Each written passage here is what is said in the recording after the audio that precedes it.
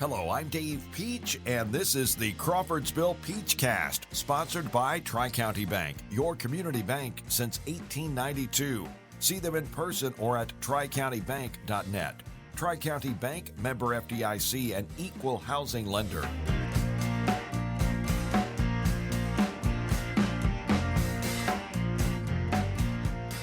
Crawfordsville Peachcast, and we are about halfway through the NFL season. We thought we'd bring in Jeff Nelson. Jeff, how are you? Doing great, Dave. After a weekend of travel, getting to see a World Series game in addition to what turned into be not such a great NFL game, but interesting season as the NFL unfolds. Well, we are the Crawfordsville. We're on the Crawfordsville Peachcast. We are presented by Tri-County Bank, your community bank since 1892, and Central Indiana Rubber Products. And we thank Todd. Hello, Todd. Hello, Todd. CIR as well.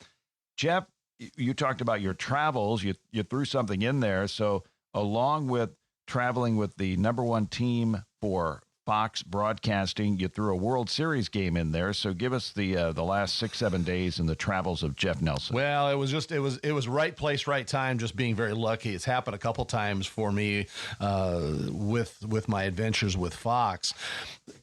Our football crew was assigned the Cowboys game in Dallas, and that had been assigned a couple of weeks before the game happened.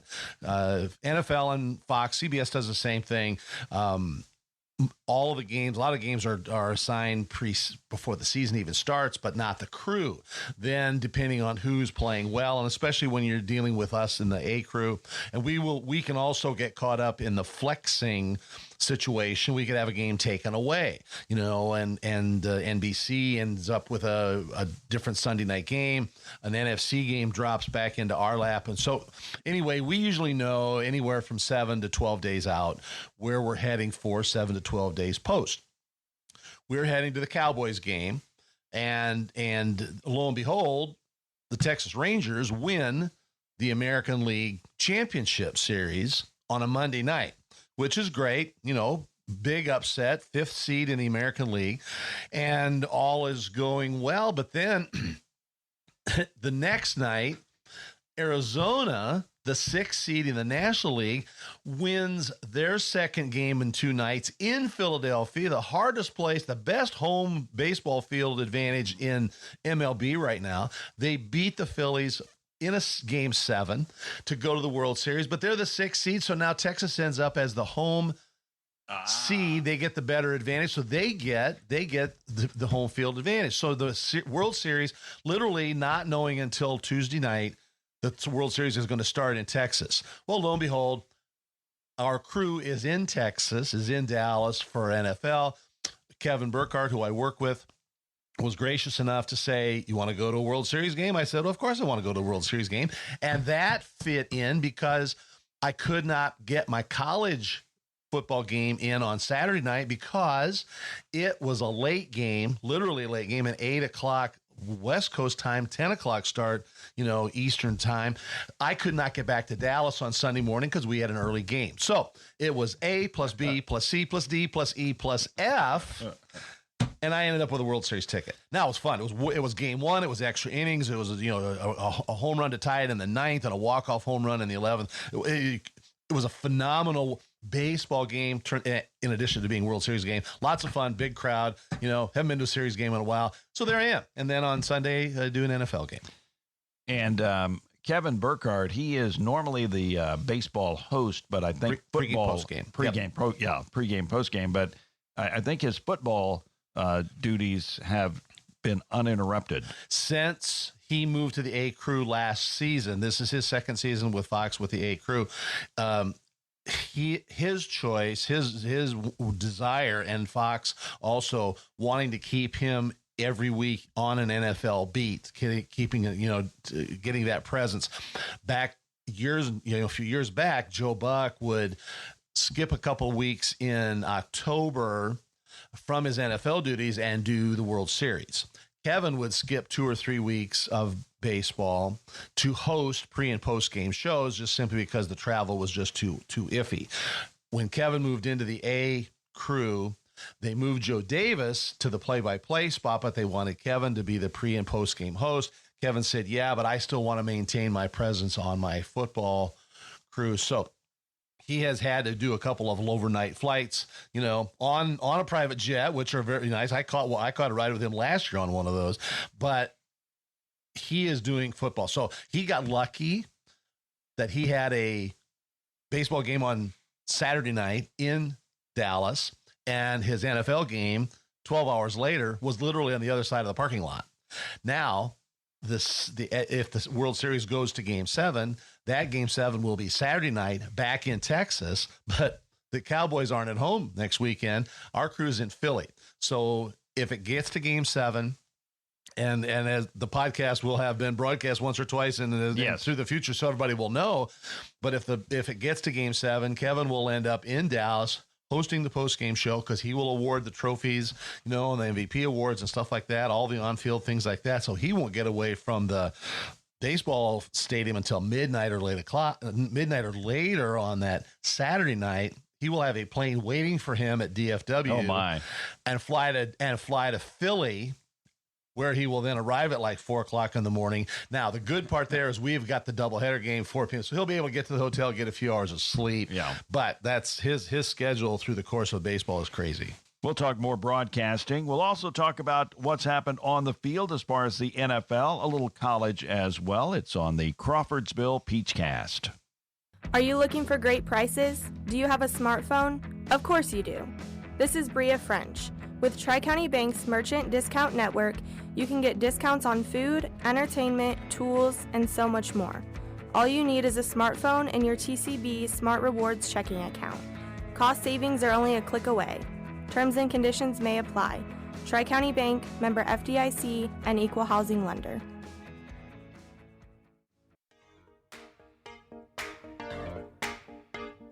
Back here on the Crawfordsville Peachcast, talking to Jeff Nelson about football. And Jeff, it's amazing that in the 70s, maybe even in the 60s, I started following football in the 70s. It was all about the Cowboys. And now, here we are, 2023, and it's still all about the Cowboys. Isn't it amazing? And because they fall in the NFC, and because Fox is, because I work with Fox covering the NFL, we will gravitate. In a 15-game NFL weekend, is there a really, really good matchup someplace? If not, where are the Cowboys? It literally, because we have got our assignment. We mentioned this next Sunday is Dallas. It's the Cowboys again. As we are doing this podcast, we don't have our assignment for the game after that. There is not very much looking very shapely on the NFL schedule. So right now, it could very well easily end up that our crew ends up with the Giants and Cowboys, because it's the Cowboys and the Giants in a gigantic New York market. So, so sometimes it's the best matchup, and sometimes it's a big game. And sometimes the NFL moves a game into a doubleheader slot and say, we want to feature these two teams, and we end up there, but with the Packers not playing very well this year, that is normally always a secondary consideration for Fox. Fox loves the Packers, and they're secondary America's team. So for Fox, it's always, where the Cowboys, where the Packers. Well, the Packers are rebuilding this year and playing so-so ball. So they have fallen off of the Fox radar. So now everybody at Fox is praying for the Cowboys to play well. Well, you've got the big Philadelphia-Dallas game coming up as we speak, and already started promoting that game. Big time. Well, and the Eagles are without a question one of the best teams in the NFC, if not in the NFL. They have not yet, as I say, after our really good teams have been losing a bunch here the last couple of weeks, the Eagles really have not stubbed their toe like the other teams have. San Francisco has now lost 3 in a row. The Cowboys have been kind of up and down, playing well, but, the Chiefs lost again and played real poorly, in a loss at Denver, which Chiefs fans are really grumbling about. Other teams are just not, are not finding their way very much. So, it's just interesting how the NFL is shaping out this year. Parity is the most important thing in the NFL, and we've got it in spades, to use an old phrase. I mean, because you literally don't know from one side to the next. I had my crew just 2 weeks ago. We spent the Saturday night production meeting trying to figure out how we were going to make the San Francisco-Cleveland game a semi-interesting broadcast. How are we going to make this thing interesting for folks? How are we going to keep people from turning away? The Sunday morning breakfast meeting. How are we going to do this? Well, the Browns found a way and just clubbed San Francisco, turned into a great broadcast and a big story. They won that game. Now, early on, Detroit has been promoted. Yes. Up the list with the Thursday night game, 5-2 as we speak right now. Yeah, and we had them just a week or so ago prior to this, and went to Baltimore. And in our pregame open, Greg Olson, unqualified, undisputed, one of the best analysts in the NFL on TV, is sitting there right next to Kevin, going, "This Lions team, you know what? We like what we see. I like what they've been doing. They may be on the cusp of being touted. We might be able to start talking to them about being one of the best teams in the NFC." And then they got 35-0 later to Baltimore. We're then going, how are we going to make the second half of this broadcast interesting? So yeah, everybody, it's going to be much like baseball, where your 5th and 6th seeds are playing for the World Series championship. With all the injuries that are starting to pile up in the NFL, and with the parity that there is, it's literally going to come down to who is playing the best football the last 3 weeks of the season, or even 2 weeks of the season, and can be the healthiest going into the playoffs, making the playoffs, and making a run from there. Well, you look at the South and the West. The Rams have a losing record. Yes. Seattle got embarrassed. I got embarrassed yesterday. Yeah, and Seattle.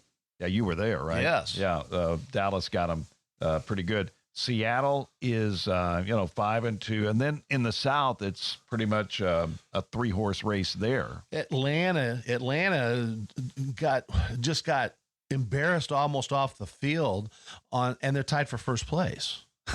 So yeah, figure out somebody. There are some of these divisions. Somebody's got to win. That's the NFC South. Take the AFC South. Everybody thought, Jacksonville's going to run away with that thing. Well, and all of a sudden they don't play real well, and then all of a sudden they don't. Well, then Houston wins a couple games.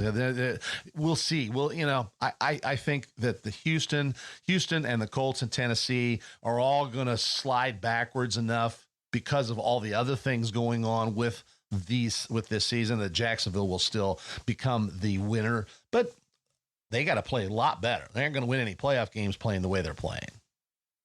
And you look at the AFC, and we'll talk a little bit about the Colts as we transition over to the AFC. I guess NFC, Philadelphia, Dallas, maybe Detroit, San Francisco. Yeah.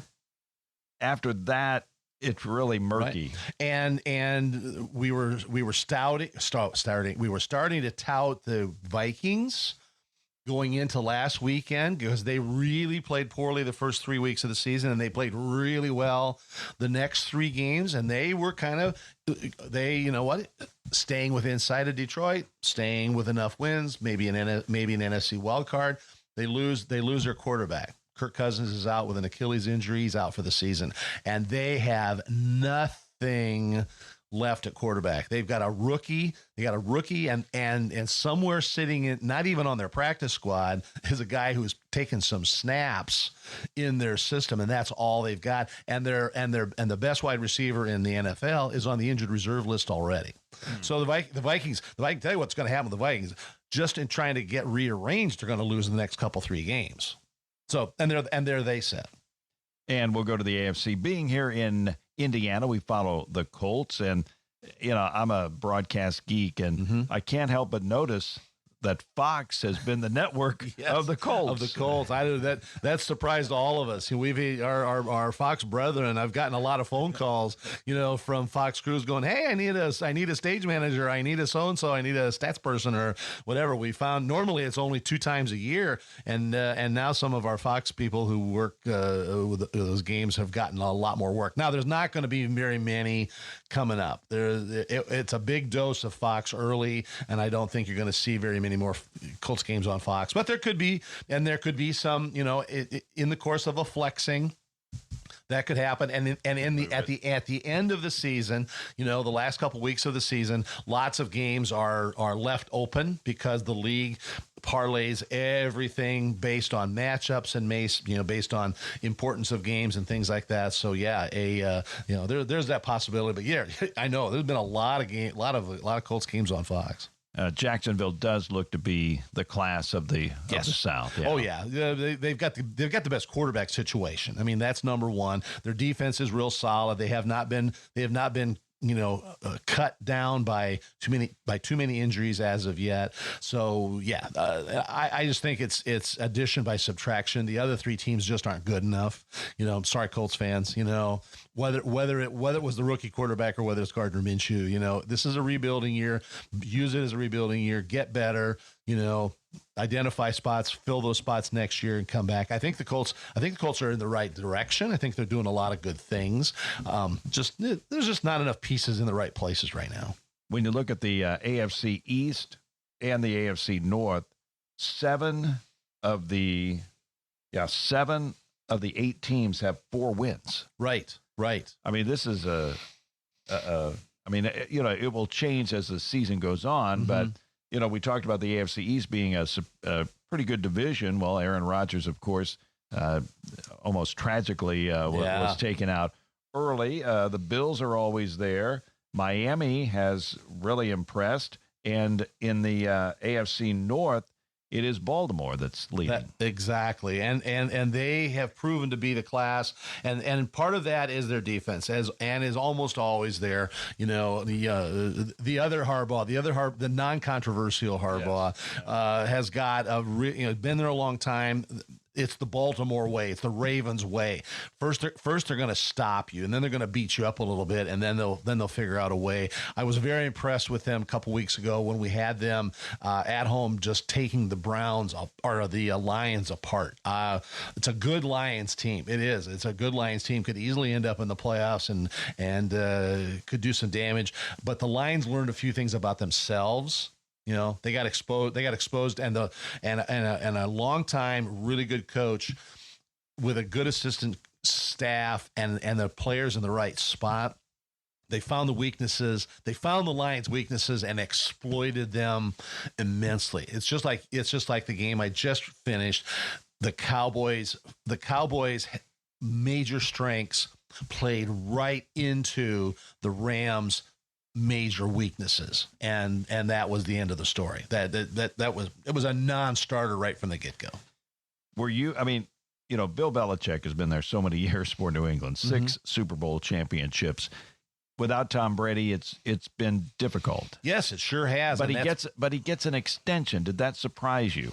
Yes, because there's been a lot of conversation. Bill Belichick and Nick Saban kind of are the left hand, right hand of the coaching world in college and professional, as the graybeards, long-toothed guy, highly respected, incredibly successful. Nick Saban has been very outspoken, jumping to college for a second, has been very outspoken about this NIL program, not liking it, not liking how things are going. Who moved my cheese? Yes, exactly. Well, and Bill Belichick is kind of in that same boat. Now, Bill is.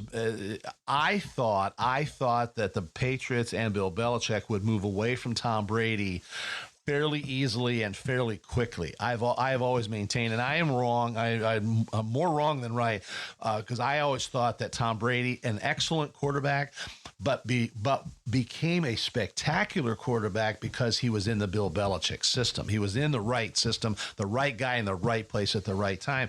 Well, as has proven by him going to Tampa and winning another Super Bowl championship, Brady is much better than that. I'm not going to get into is he the best quarterback of all time? That's that's a different day for a different podcast.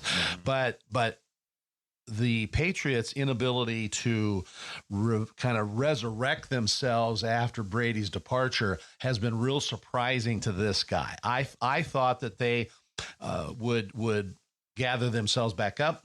They would plug a quarterback in. I thought that you could plug a good quarterback in, and maybe that's the deal. Maybe this Jones kid maybe just isn't good enough. Maybe if they had maybe they'd have gotten Brock Purdy or somebody that just, and somebody else, maybe they would have been better. But surprising that they have struggled. Belichick just got his 300th win. I think he's got something to prove. I really think he wants to catch, George Halas and Curly Lambeau and the all-time winningest coaches. I think he wants to prove that he can win one more time without Tom Brady. I really think that's sitting I think that's the little star hanging in front of Bill Belichick. I really think that he wants to prove to everybody he can win without Tom Brady. And when he does that, then he'll go fishing. Got to score some points. Yes. I mean, their offense is at times unwatchable. Oh yeah. They're pick a bad medical term, they're anemic, I guess is a word I always like to use, but you're right. They, and whatever reason, when you say, well, they got a bad game plan. Okay. Maybe they do. They don't have any good guys. Well, maybe they don't, they don't have this. It all boils down to the organization, the team, the people picking the guys, the people that are signing the guys, and then the game plan they're putting together. None of it is now. They had a huge upset win over Buffalo, which again just proves that it's a man bites dog sort of league. But in the long run, in the big picture, I don't think they're a factor. No. Kansas City, we haven't talked about them. Probably we take them for granted. Mm-hmm. I mean, they're the class of the AFC. Perhaps Cincinnati will make a run at them. Baltimore right now is in position. The Dolphins, possibly up there. But Kansas City is Old Man River. They just keep rolling. Until somebody beats Kansas City, they're the best team. It's just that simple. And I know they lost yesterday as we tape. And Mahomes looked terrible. I saw about half of the game at the airport after we got done. I know he was sick. I know he was really fighting the flu or something similar to the flu. So I'm not giving him any excuses because he's rich and famous and he's a phenomenal quarterback. So, and he elected to play. So, and I thought Denver did a nice job of, but it's the same scenario. You know what?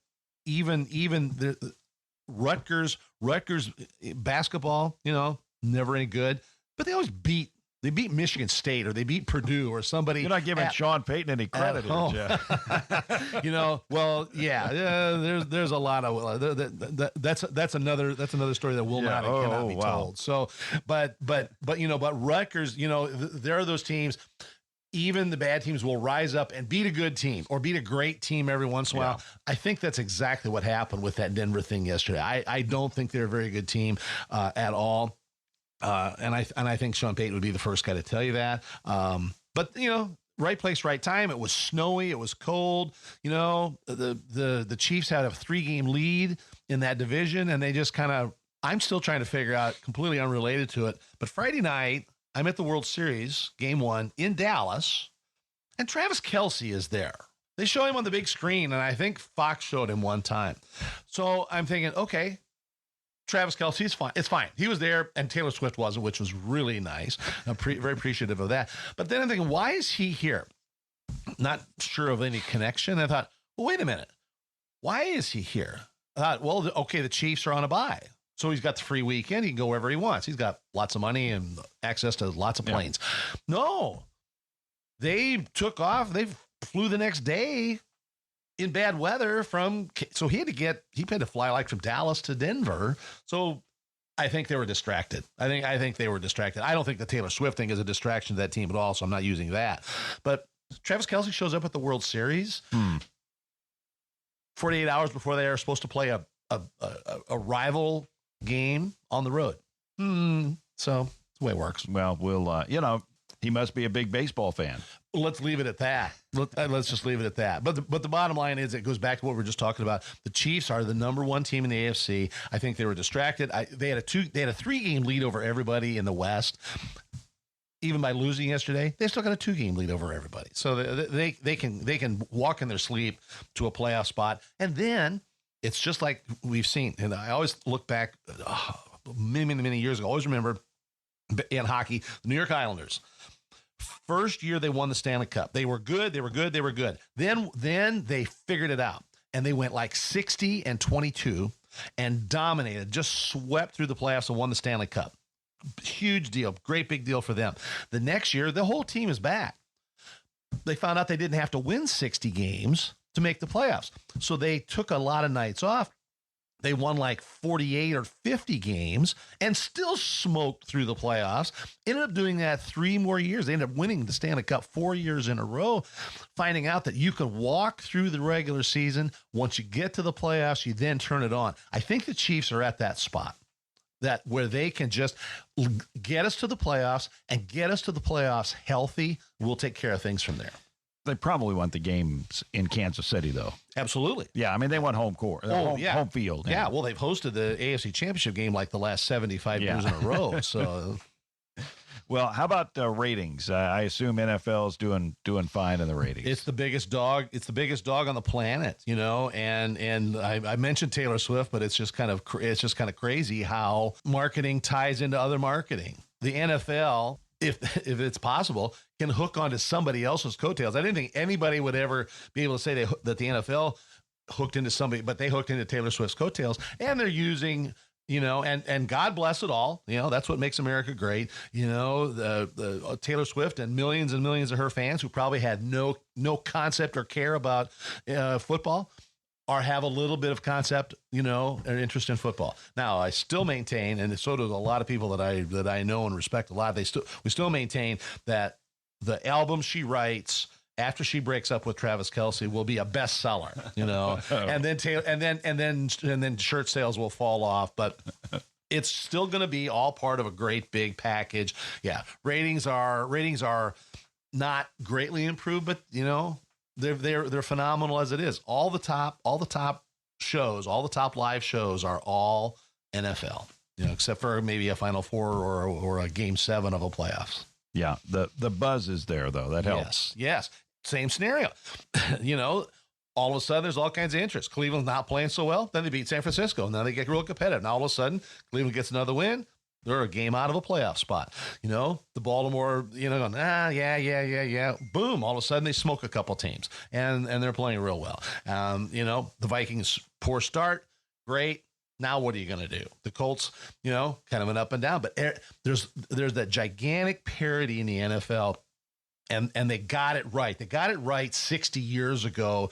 Pete Rozelle and Wellington Mara and a few of the owners, who the old original owners, were wise enough to decide that they didn't need all the money to themselves. They could have negotiated a way different television contract back in the 60s and gotten themselves, the big market people could have gotten all the money. Kind of like baseball to some degree is.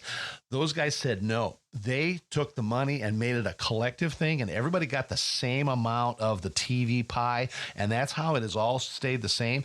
And they have made the rules of the league such that the hard salary cap means that everybody can be, you can have a terrible team this year and you can have a really good team next year.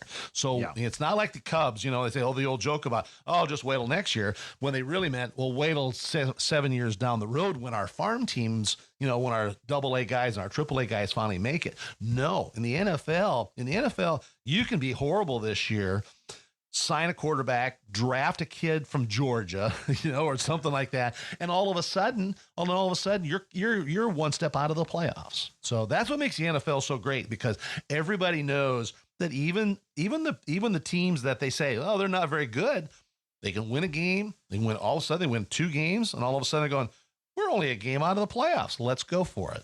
Yep, it's something the NFL does, and it seems like. And I don't know that much about hockey, but it seems like in the NBA and MLB, it's very hard for the smaller market teams to compete. But in the NFL, you see a Cincinnati, all of a sudden they get Joe Burrow, and they're front and center. It's because out of that multi-billion-dollar television package, the Cincinnati Bengals get the exact same amount of money from the NFL off that contract as the New York Giants. And that's the difference, because everybody, the NFL plays on a very, very level playing field. Yes, there are other places, luxury suite money. There are things, that they've got access to, and then some teams do have access to more revenue and more things, but that allows them to buy shinier things. 35 assistant coaches instead of 25 assistant coaches, or something along that line. But for the most part, and the league rules are such. Number of guys you can have, number of guys on the reserve squad. It's not like the Dodgers with 4,000 players in their minor league program. The Dodgers have a phenomenal minor league baseball program, stretched out all over the country, maybe all over the world. And then you take a team like Pittsburgh, who's got 175 guys in their minor league program. In the NFL, it's not. There's no minor league system. Everything is so transparent, so open, and so even. Well, that's the NFL. We're going to talk a little college football after this on the Crawfordsville Peachcast. Central Indiana Rubber Products provides the power for you. Central Indiana Rubber Products, or CIR, keeps farm equipment and local manufacturing processes running with gaskets, belts, seals, and O-rings, among a variety of other products and services. Employee-owned and always customer-focused. Central Indiana Rubber Products, 989 West, 83 North, Crawfordsville, and at indianarubber.com. Central Indiana Rubber Products, or CIR, power for you.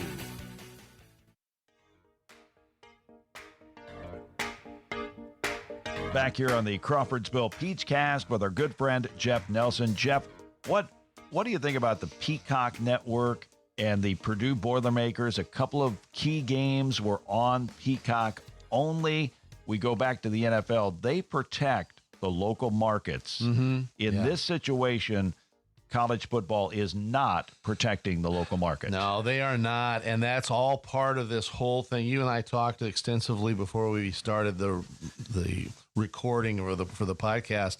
College sports, the entire life of college sports right now is changing, and it's changing on the fly. And it's different this year than it was last year, and next year I'm sure is going to be incredibly different from that. No, I mean, when you get the Big Ten, as big as it is and as big as it's going to get, there are not going to be enough chairs at the big kids table.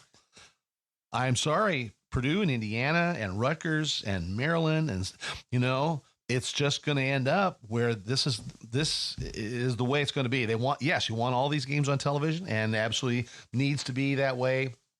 But they're just farming them off to, well, can you guys do some of these games? Can you do some of these games? And they'll have a lot of blowback and a lot of anger and a lot of people that are upset. And what'll probably happen is that, a lot of Purdue fans will say, I'm not subscribing to Peacock, or I'm not going to do that. Well, then all of a sudden, economically, and then Peacock is tied to NBC, obviously. Then all of a sudden, NBC goes, well, we didn't make any money doing that. So it's not so then that'll change, and something else will happen. And so this is just a continually changing environment, and I can't even begin to think of how I could predict and tell you how it's going to work. Yeah, and what I was talking about is that the NFL has Amazon, yes, and they have ESPN on Monday Night Football, but when your local team plays, there's a spot on a local station for that team. Yeah. And when you think of the NFL, you think of this multi-million-dollar, billion-dollar company, but they make that concession, which I think is it's somewhat compassionate to the fans, right? Well, it sure is, and that's what makes them so big and makes them so good and makes them what they are. But the next problem comes back to there's about 2 or 3 different level problems with college. You've got so many more college teams, so many more college teams. You just take this region, all right? Does a local, and not just saying like a Lafayette TV station, but just using the indie market. All right. Do you want to put an IU game on? Do you want to put a Purdue game on? Okay, well then those two. Well, then you get into basketball, and then all of a sudden go, well, hey, I'll bet there's a lot of people who like to watch a Butler game, and then all of a sudden, they're close enough. What about Louisville? What about Illinois? Kind of thing like that. There are so many more teams, and once we get past football, then there are just so many more games. Instead of 17 NFL games or a dozen college football games, you're talking 30 plus college basketball games, and on every day of the week. It makes it a lot more difficult for the commitment to be there and saying, yeah, we'll give you these Purdue games. It's not like the old days, and where Channel 4 or said yes, absolutely, and the Big Ten would say, okay, well, Indiana and Purdue, lots of their games are on Channel 4, so they wouldn't schedule them against each other. 1:00 game, IU, 4:00 game, Purdue, vice versa. Friday night or Thursday night, IU, Wednesday night, Purdue. They didn't put them head to head so that channel could give them that love and put them on the air. Well, now that piece of it's not there. It's all part of the Big Ten global process, and the Channel 4 people they're not involved. They're not even involved unless they're paying to be part of the rights package. And so, yeah, the gigantic size of the conferences and the gigantic sphere of this money scenario is changed it. And they say, yeah, we want to put these Purdue games on. We want to put these Indiana games. We want to put these Butler games on. We want to put these Louisville games on. We want to put these South Dakota State games on. I was just talking with their guy as I was driving home with Tyler Merriam, who's the play-by-play guy from South Dakota State, and he's involved in their sports information and their marketing department, and the Summit League. They are the Summit Basketball Conference. They just signed a gigantic deal with CBS Sports Network, not CBS, but with the CBS Sports Network, to get them about 15 games on this year, and all the schools are guaranteed one. And then the bigger markets, the Fargo, North Dakotas, and the Sioux Falls, South Dakota, and Omaha, they get a couple of extras because they're going to have more eyeballs. But it's all into that whole last thing, and then it's who produces it. None of it's being done locally. It's all being done on a global sphere. So yeah, it makes it real difficult because so many schools with so many teams and so many games. Now, how has NBC done with their primetime Big Ten games? We'll find out. The numbers have been decent, but they're also going to find out they've still got every once in a while. Like I will be interested to see what their numbers are this weekend. They got Michigan. Michigan's always a big draw. Michigan, and it's whether you've got 6 teams in the Big Ten or 62 teams in the Big Ten. It's a Michigan, Ohio State, and everybody else. And it'll be interesting to see, even with USC and UCLA in the Big Ten, it's still going to be Ohio State and Michigan. And by the way, they got some better matchups. But Saturday night, this upcoming Saturday night, as we tape this podcast, is Purdue at Michigan. On NBC. I believe it's on NBC. We'll see how those numbers are. They don't have all the phenomenal draws because Fox gets a pick, and ABC gets a pick, and NBC gets a pick, and all of a sudden you run out of marquee games. And so they say, well, we want Michigan. Well, they're playing Indiana, or they're playing Purdue, or they're playing Rutgers, or something like that. Go, well, okay, we'll take Michigan. Thumbs up. I mean, it's a proven, and again, we go back to kind of like we talked about with the Cowboys. Since I've been following college football, it's been Michigan and Ohio State. Yeah. And here we sit in 2023. It's still Michigan and Ohio State. You get a little Penn State, you get a little Wisconsin every once in a while, but those two teams are 1 and 2. It's Ohio State and Michigan unless somebody can rise up and beat them, and when Penn State can beat both of them, and all of a sudden that they're up, then they're involved in the national conversation. Wisconsin had a really nice run for a bunch of years, and they can occasionally. Iowa, did the same thing. Everybody has that generational thing where this coach has a great recruiting, 2 or 3 or 4 years, and all of a sudden they play well and they get hot, but it just goes back. It just makes you marvel at Michigan and Ohio State. You know what? Love them, hate them, do it or both. They manage to stay on top of the pile and have been since the 60s, and they're always there. And just you just got to tip your hat to them for saying, you know what, they figured out a way to stay on top. Yeah, and Alabama, they're 7-1. Yeah, Georgia is undefeated at 8-0. Again, in the SEC, where's Alabama? Mm-hmm. Where's Georgia? LSU has been there a few times. Florida has really gone down, but in the SEC, and I know Texas is coming in there, and they're in the top 10, but it's really Georgia and Alabama. Exactly. And it's been Alabama. I mean, it was kind of funny. Just this last weekend, I had a friend who had a friend who hey, I'm going to have a get together. I'm going to a picnic or a party or whatever it is with some Alabama grads or alums. Could you like help me find like 3 or 4 Alabama football trivia questions? And yeah, and it was crazy. They traced their first national championship back to 1925. Bear Bryant only lost 2 home games. They've been just good for forever. And everybody else kind of plays in Alabama's backyard or their playpen, when it comes to football. And they might dwindle a year or two where they're kind of transitioning between coaches, but eventually they bring a great coach in. That coach figures it out and they do the Alabama thing. And the next thing you know, they're getting great recruiting years, and then they're getting 5 great recruiting years. And all of a sudden they're the best team in the country for a bunch of years. Okay. Future of college football. Will we still have 42 bowl games down the road? I think so, yes. And I see nothing wrong with that, because those are economic incentives for teams and for communities. If the Charlotte, North Carolina folks want to have the Belk, BELK Tire Bowl, have at it. Have right at it. No problems at all. And if they can bring Purdue and Washington State or somebody that they never play, bring a couple teams in to showcase their city. At that point of the year, ESPN especially, and CBS and Fox are going to get involved with this too. They're going to get more involved with it as the next years go on. Those are easy and relatively inexpensive, good programming moments. It's a no harm, no foul sort of thing.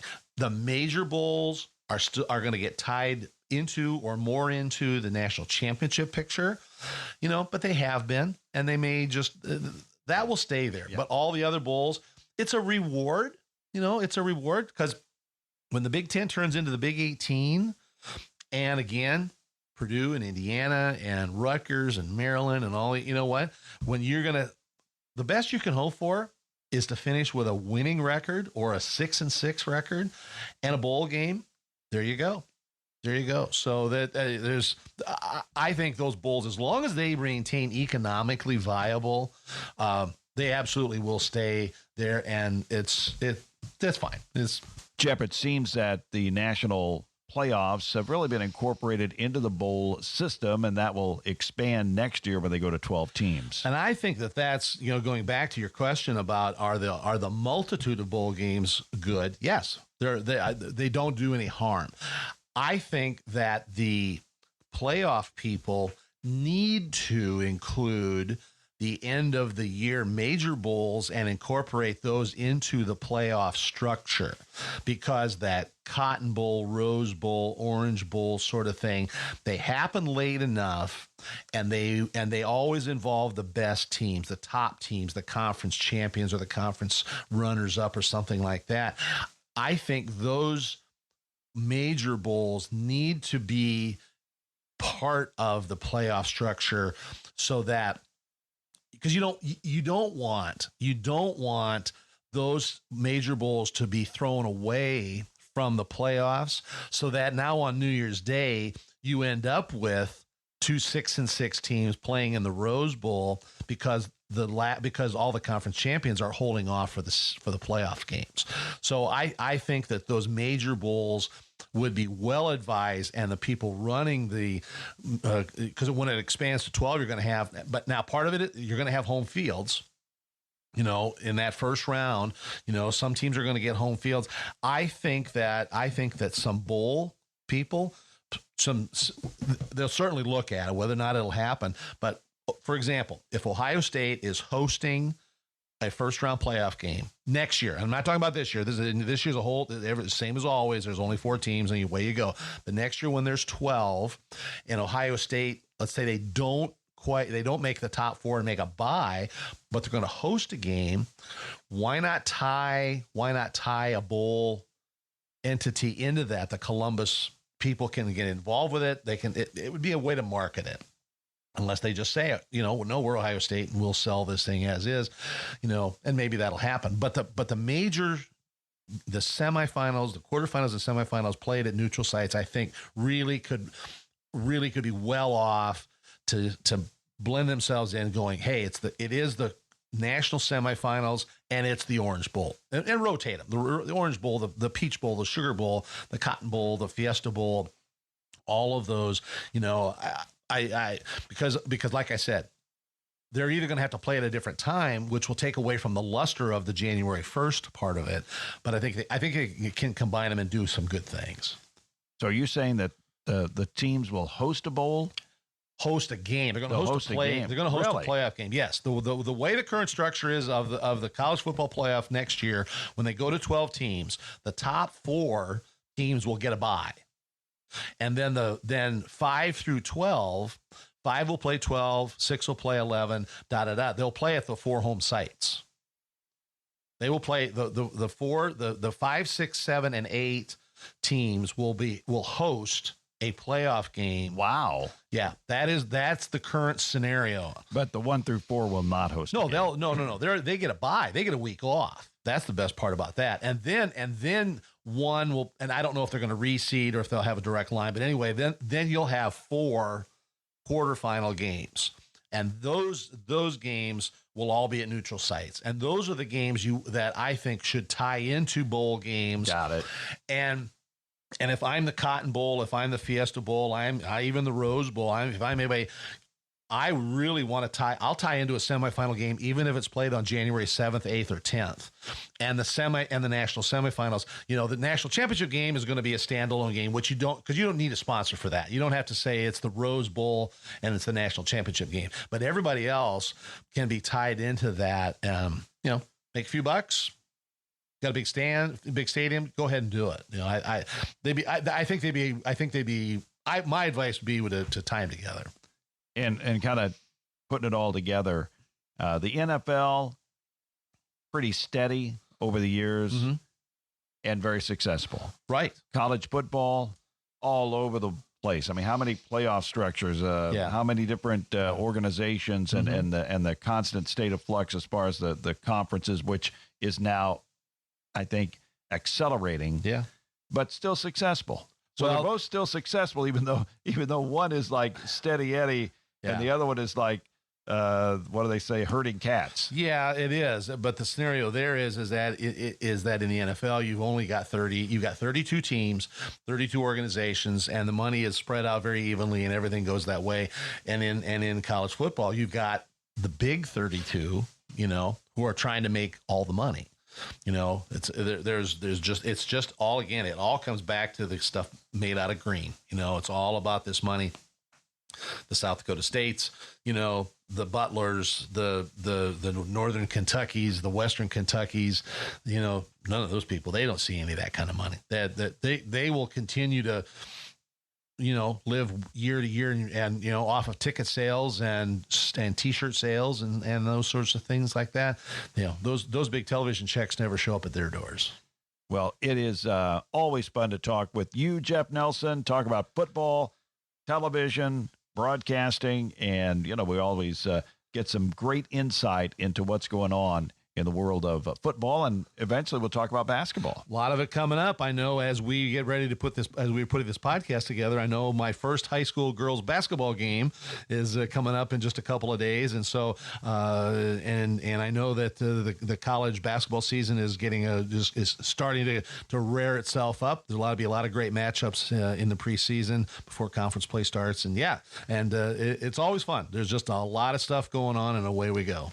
Jeff, thank you. That is Jeff Nelson on the Crawfordsville Peachcast. We are presented by Tri-County Bank, your community bank since 1892, and Central Indiana Rubber Products, or CIR.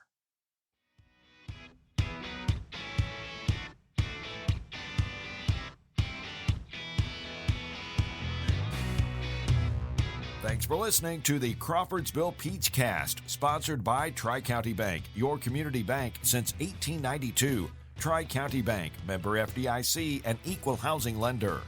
I'm Dave Peach. Join us every Thursday for a new episode on Apple or Spotify. Please like, subscribe, and download the Crawfordsville Peachcast. This podcast was produced and edited by Up There Media and is a presentation of Fork Broadcasting Digital.